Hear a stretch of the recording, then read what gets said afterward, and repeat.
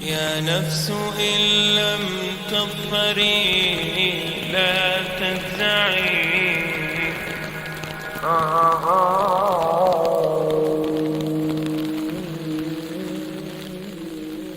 All the praise is for Allah, who is the author of all existence and the most generous to his creation, while he is also the all-compelling. He is the only one worthy of our worship, having no partners, no associates, no sons, no daughters, no one whom he must consult, and no one or anything which has any comparison with him. All the praise is for Allah, who is the King of all who claim sovereignty, the only one who has the right to legislate for his creatures. He is the giver of life. He is the causer of death, while death has no effect upon him, because he is the ever-living, the self-subsisting, the eternal and the only absolute. All the praise is for Allah, who has power over all things, and there is in reality no power and no strength, no influence to cause benefit or detriment except through him. It is he who created this complex world, the seen and the unseen, the evident and the speculative, the earth and all that is on it and everything that is in it. It is he who sent his messengers and prophets, alayhimus salam, with the common message of strict monotheism, which simply means that there's absolutely no one worthy of worship, no one worthy of our obedience except the Almighty, the One, the Absolute, and who has no partners. The earlier messages which changed the world in the area in which the prophets were sent, those messages we know have changed, and even the prophets who brought them, their names are now lost. We just know in general because Allah told us in the Quran, وَلَقَدْ بَعَثْنَا فِي كُلِّ أُمَّةٍ رَسُولًا أَنْ يَعْبُدُوا اللَّهَ وَاجْتَنِبُوا الطَّاغُوتَ. I've sent to every nation a messenger, calling people to worship Allah alone and to avoid the worship of false gods. This essential message has been preserved in Islam in a way that it was never preserved before. Not because the message was different, because it was the same message, but because of the fact that there would be no other prophets who would come after Muhammad sallallahu alaihi wasallam. So therefore that message now had to be protected. It had to be preserved in a way none of the earlier messages were preserved.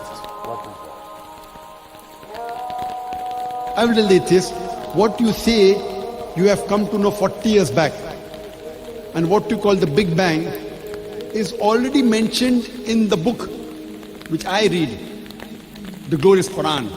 It's mentioned 1400 years ago in Surah Anbiya, chapter number 21, verse number 30, which says, Avalam yaral lazina kafaru.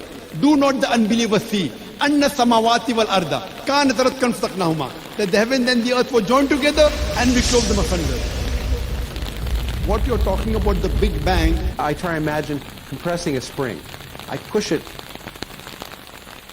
closer and closer and closer together so it's smaller and smaller and smaller, and I've stored a tremendous amount of energy in that spring, and when I let it go, it bursts out, it bursts out, it bursts out. The creation of the universe, which you came to know 40 years back, is already mentioned in this book, the glorious Quran, 1400 years ago. Who could have mentioned that in the Quran? So the atheists will say, maybe someone wrote, maybe it's a fluke, maybe it's a guesswork. A human being, regardless of who they are, or where they are, or what they do, will have this curiosity. They'll want to know, why am I here? How did I get here? And do I have a purpose? And if so, what is it? The only one who would really be able to answer that question would be the Creator himself. If there is a Creator, it would be up to him to tell us why we were created and what he expects from us and what this life is really about. Allah has shown the people from the time of Adam until right now, has shown the people what he wants from them. And it's a very simple thing, and that is that worship be for him alone without any partners. In fact, we know this life to be a test from Almighty God. That's why we're born, and that's why we die, because there has to be a beginning and an end for us to be tested on. The next life, after this life, no one will ever die again. A bad person or a good person. Both are brought back, and they continue to live in the next life, either in good shape or not so good shape, depending on how they did on the test. The worship of the God of Abraham, that was what was taught by these prophets. The Lord of the Arsh and Kursi.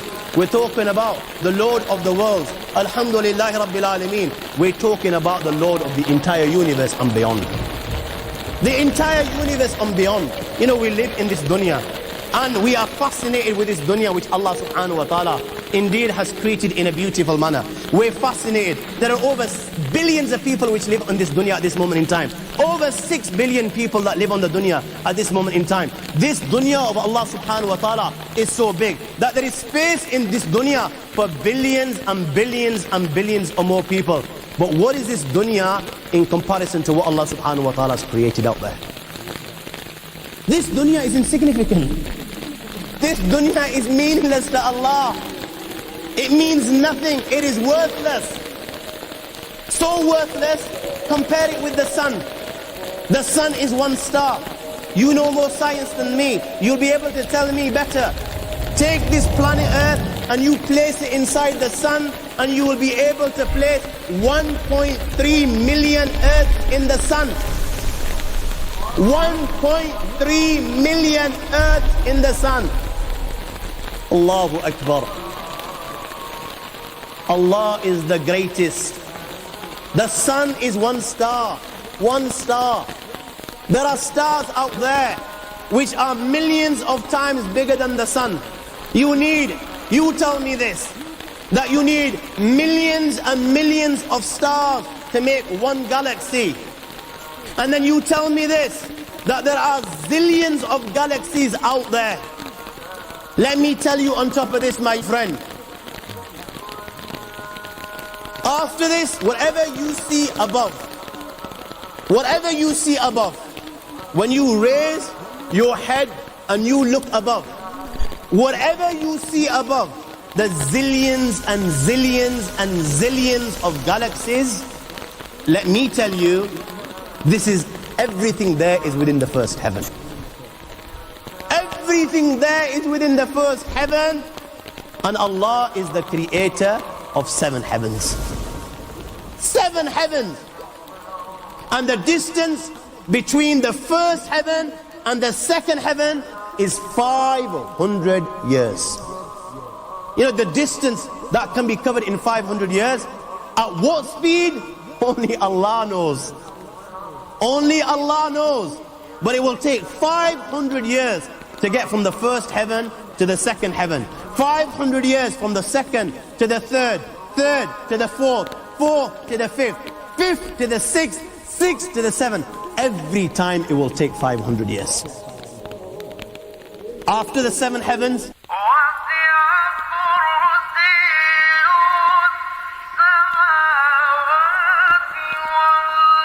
وَسِعَ كُرْسِيُّهُ السَّمَاوَاتِ